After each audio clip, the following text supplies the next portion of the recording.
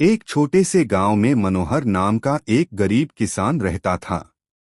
उसकी दुनिया उसके छोटे से परिवार और खेत तक ही सीमित थी। मनोहर दिन रात मेहनत करता था क्योंकि उसकी पूरी जिंदगी उसकी फसल पर टिकी थी। एक साल गांव में भयंकर सूखा पड़ गया। धरती फटने लगी, तालाब सूख गए और खेत बंजर हो गए। मनोहर ने अपनी सारी जमा पूंजी लगाकर बीज खरीदे और खेत में बो दिए। अब उसे सिर्फ बारिश का इंतजार था। हर सुबह वह आसमान की ओर देखता और भगवान से प्रार्थना करता, हे प्रभु, बस एक अच्छी बारिश करा दो, मेरी मेहनत बचा लो। दिन बीतते गए लेकिन बादल नहीं आए। मनोहर की चिंता बढ़ती जा रही थी। उसकी पत्नी गीता उसे ढांढस बंधाती, हिम्मत मत हारो, भगवान हमारी जरूर सुनेंगे। एक शाम मनोहर खेत के किनारे बैठा था। उसकी आंखों में आंसू थे। तभी उसका छोटा बेटा सोनू उसके पास आया और बोला, पिताजी, मैंने भगवान जी से बारिश मांगी है, वे जरूर भेजेंगे।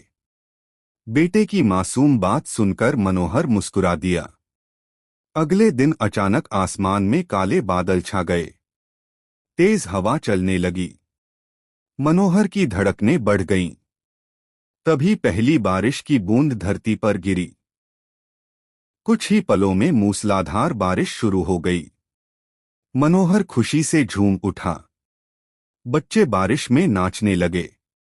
सूखी धरती पानी से तर हो गई। कुछ ही दिनों में खेतों में हरियाली छा गई।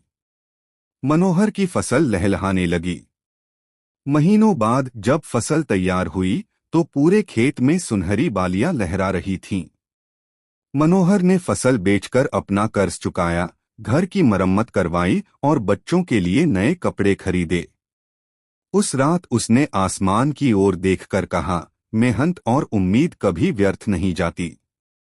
तभी गीता मुस्कुराई और बोली, भगवान देर करते हैं लेकिन अंधेर नहीं। मनोहर की आंखों में खुशी के आंसू थे। अब उसे यकीन हो गया था कि जो इंसान मेहनत करता है और उम्मीद नहीं छोड़ता, उसकी जिंदगी एक दिन जरूर बदलती है।